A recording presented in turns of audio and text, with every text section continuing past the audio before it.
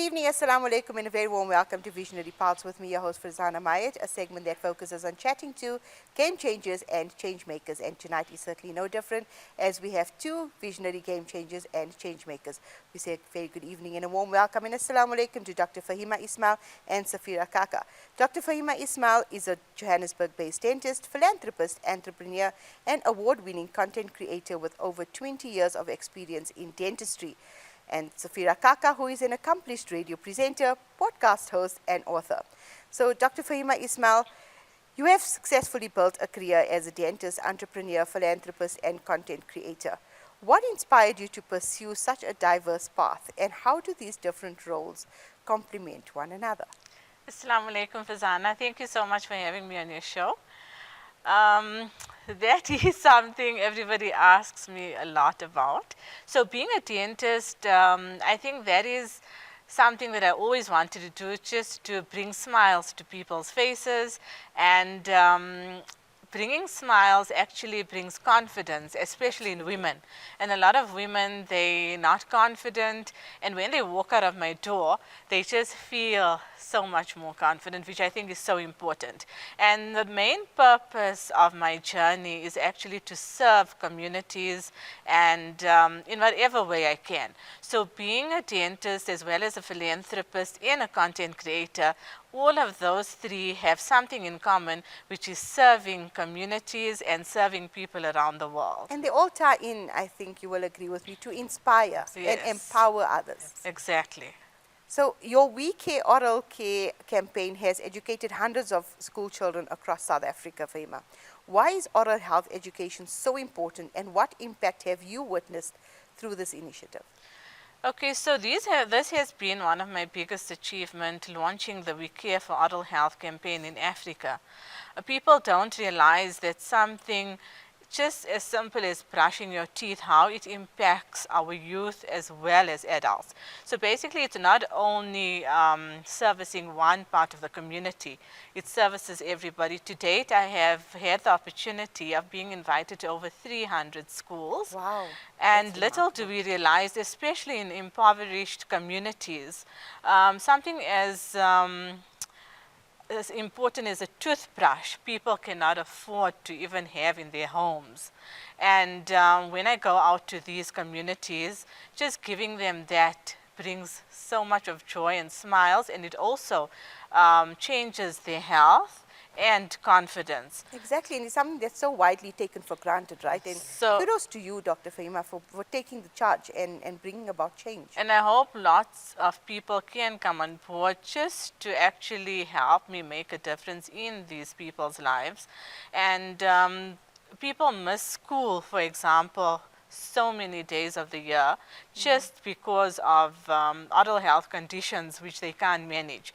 Toothache, for example, you know, if you have a toothache, how it impacts your life. You can't concentrate, you can't go to work. And if we can alleviate this, there's so much we can do for humanity at large. Most definitely. I love this next question. As a respected lifestyle and travel influencer, authenticity is key.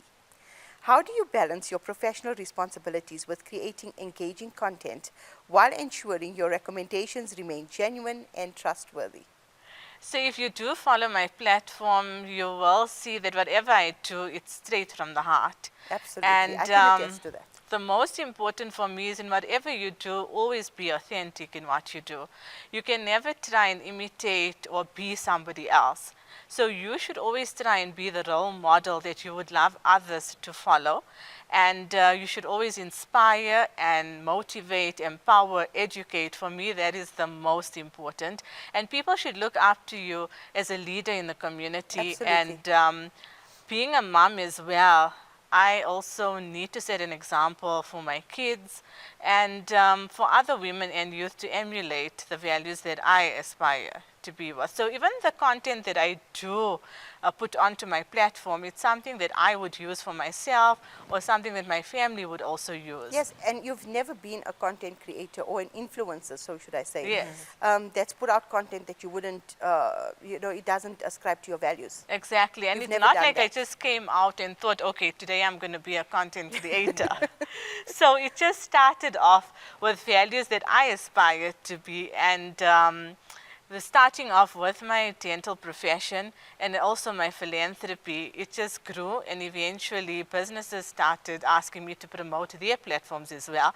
So just by empowering small businesses, it brings so much of satisfaction to my life as well. Absolutely, and this is where I come in as well, knowing you for a number of years personally as well. I know and I can attest to the fact that there's so many small businesses that you've assisted through your platform. Yes, that is so true. And people don't realize what actually goes behind the scenes Oh, just no. to do No, no, no. content They don't. creation. It's not easy. You know? They don't. They Because don't. you might just see an ad playing for like 1 to 3 minutes, a reel. But to create a reel It takes actually an takes hour. days or Yeah. even sometimes weeks before you put it out onto your platform, because there's so much that goes behind the scenes to bring it to life. Absolutely. So, Faheema, throughout your journey, what has been the biggest challenge you faced, and how did it shape the woman and leader you are today? So personally, I've been through a lot of health challenges, especially recently. And having a family as well as a profession and being involved in charity events, it takes a lot out of yourself, and it has also affected my health quite a bit. But shukr, with the mercy of Allah, we persevere, and if our intentions are always good and with the right intentions, Allah just opens up doors that you never expected to be Absolutely. open.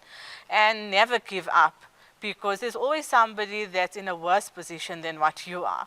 So even if you are going through a challenge, every person is going through some challenge, be it financial, emotional, with their health, marital, whatever it may be. But always be grateful for what Allah has bestowed upon you, and you can reach heights that you've never thought were imaginable before. Absolutely. Adapt an attitude of gratitude in Yes, everyday life. most definitely. So we move on to Safeera. Safeera, you wear many hats as a radio presenter, podcast host, and author. What of these roles has taught you the most about connecting with people, and why? I think undoubtedly it's been my radio platform and my radio show. It's been all about sharing stories, not from only influential Muslims and Muslimas, but sharing stories. I've learned the most from the most ordinary people, the most extraordinary people, I call them, because it's about learning about different people, different professions, different ways or different hats people have and people wear. And just interacting with my listeners has opened up my eyes to so much more, in the sense where everybody is holding something, everybody is going through something. And sometimes people just want to be heard. They just want that platform. They want to vent, they want to be heard, they want their stories and their narratives to be heard.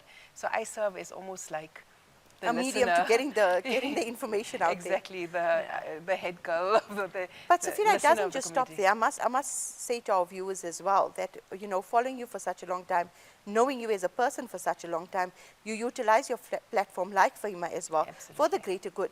You Absolutely. always delve into subjects that people think is taboo. But Yes. we need to address these sort of topics. We need Exactly.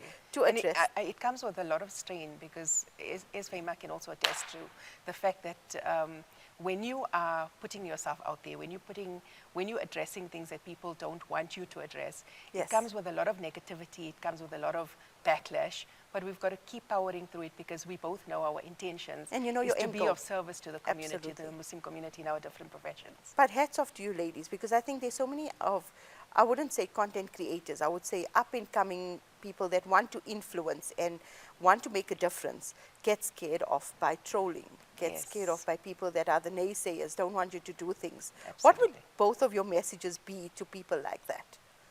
Because I think I can start on this one. So, my initial instinct is always anger. Like, okay, let's be That's angry. natural. I But think then that's our I strong always think to personalities. myself, what are you projecting on me? Yes. Because when you are making fun of me or you are projecting negativity, it speaks of an insecurity within you. Within you, And I 100%. always say that whenever there's this negativity, it's projection in some way. Perhaps it's envy, perhaps it's different types of emotions. And then I always put myself in there in their situation and say, what are you projecting? What Yes. type of, why are you going online and being mean to a stranger? When you can it's just scroll by. definitely projection. I don't know what your opinion would be. So Faheema. basically, I have similar sentiments to Safeera. Being out there in the public eye, people are always there looking at what you do, what you're portraying, but you will get the percentage, the odd percent that would come out and look for every opportunity to bring you down. Yes. And being human, naturally, initially you're going to feel down, depressed, whatever, but all I can say, it's actually a reflection of the person that you are. So by 100%. actually being a keyboard warrior, you're not solving anyone's problems. You're actually showing people what a terrible person you are. So if you're actually a good person, you shouldn't be judging others. Absolutely And outer appearances don't mean a thing. It's actually what's in your heart. And if Allah is so merciful and forgiving and has so much of mercy, who are we to look down upon other the next people? person. And the more we give to humanity, and if our intentions, like we said, are correct, our paths will always be open, inshallah. Very, very well said. So, Safeera, the Chai Lounge podcast has become a space for meaningful conversations. What inspired you to create the podcast, and what has been your most memorable interview thus far? Wow, that's an interesting question. So I wanted to move away from, I've been in Islamic media for many years, Yeah. and just a space that I can call my own and have the freedom to have any discussion that I can have. And I've not produced many episodes. It's been more about quality versus Oh, for quantity. quantity, yeah. I think it's going to sound generic, but every episode has stuck out with me. The last one that I did with Kanita Hunter has been really, I've basically honed my interview skills, so I really get out of people that emotion, the raw emotional impact, the life story, the narratives. And it's really something that stood out to me. Even the one I did with Farzana Tiko, Auntie Nadia Fair Functions, her episode also really resonated. It was a very, very emotional episode. So each one is special in their own way, and I really like the fact that I get to play around with my interview style and really get that story out. And alhamdulillah, it's resonated with a lot of listeners, not only in South Africa, but worldwide. Abroad it's as well. opened up a global audience, which has been quite wonderful. That is absolutely amazing. Now, going on to your book, and a wonderful one at that, The Mighty Watermelon, carries an inspiring message. What inspired you to write it, first of all, and what do you hope readers, especially young readers, take away from the story? So it's the whole story has been that I actually wrote it for my niece, and it's been wonderful. I was inspired by Faheema to go to schools and start a literacy campaign of my own and engage with young people all around. And I think the most important message I want them to take away from the book is that always have hope. With patience and prayer and perseverance, mighty things become possible. And I want them to be inspired by my character, the Mighty Watermelon. No, it was such a powerful book with such a powerful message, especially, like you said, resonating with kids. Absolutely. So storytelling is at the heart of everything you do, whether it's on radio, through your podcast, or in your writing. What makes a story truly powerful and memorable for you? Listening. Listening, to be a very good listener, even when it comes to an interview, when it comes to the podcast, when it comes to engaging with learners. Listening makes you a better storyteller, because everybody has a story to tell. And you've basically just got to sit down and let them tell you the story. Give them that time. Give them the opportunity. And it actually has made me a better storyteller, a better presenter, a better producer, alhamdulillah, in different Wow. ways. So as a woman in media, Safeera, what challenges have you faced throughout your journey, and what advice would you give aspiring presenters, podcasters, and authors looking to follow in your footsteps one day? I'm going to get very personal. I think the greatest challenge that I faced is challenges with mental health. It's been anxiety, it's been imposter syndrome, it's been a bit of depression, it's been trying to basically carry so much, but you don't take care of yourself, because you're listening to people and you're out there and you're helping people and you're trying to empower people. And over the years, I've realized that I've neglected myself. So you're pouring from an empty cup, right? You're pouring from an empty cup. And I think that has been the biggest challenge, is the empathy and the kindness and the compassion that I show to everybody is the empathy and kindness and compassion I You need need to show to yourself. bring to myself. And So have you become internalize. more intentional with regard to that, Safeera, now? Absolutely. So I always have a theme of the year. So Oh, last okay. year, yeah. So every year I have a theme, And this year's theme is standing still will bring growth and opportunities. I don't have to chase anything. Whatever is meant for me will find me. And in standing still, it also means practicing a lot of self-compassion, self-care, and taking care of my mental health, which has been one of the biggest challenges I faced over the years. So how do you say to yourself, look, I need to take a step back now and I need to focus on me? I think at the end of last year, I was completely burnt out. Okay. That's what happens to us as women. It takes health challenges, as Faheema has mentioned, or complete burnout, or just like, as you said, your cup is so empty that you are paralyzed. You cannot pour to anybody or anything around you. And it has to reach that critical moment when you have to say to yourself, either I take care of myself or I can't do this anymore. And that has been, that is what has happened to me this year. So, unfortunately, it takes you to that moment of complete depletion before you realize, I need to start filling up. I need to take care of myself. And as I said, we show compassion and kindness to everybody around us, except ourselves. We've got to internalize that message that we preach to the world. And that is so profound. Now, moving on to something absolutely more profound, yes. that the three of you with Dr. Fatima Baba, who isn't present today and joining us, have formed. It's the annual Pink High Tea, which has become a meaningful platform for supporting women and community causes. What inspired the three of you to co-found this initiative, and what does it mean to you all personally? So I think for me, basically, it's been always to serve communities and underprivileged communities in particular. And when we started this off, we were always saying we want to give back locally and internationally, but more locally, as we feel the local people really need our help and support. And my motto has always been to inspire, educate, and empower. And for me, this project was very close to my heart because it stood for all three of it. Absolutely, and it's become with great success, right? Alhamdulillah.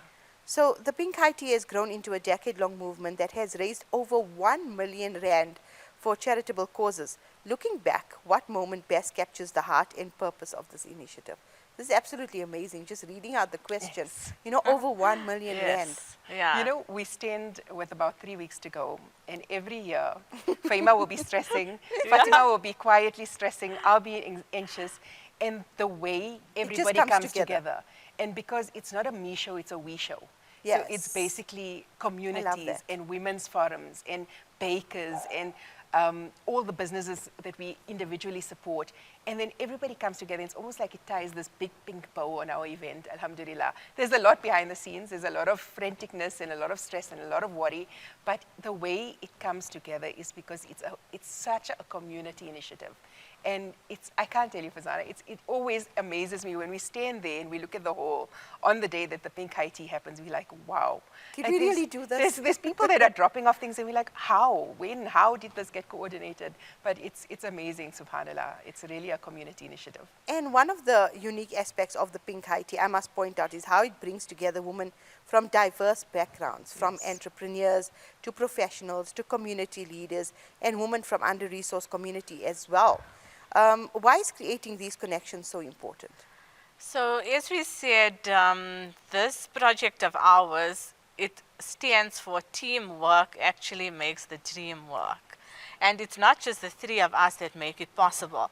As we said, every person that comes on board makes our event a success. So what's so nice about it is initially people just started off as ticket holders.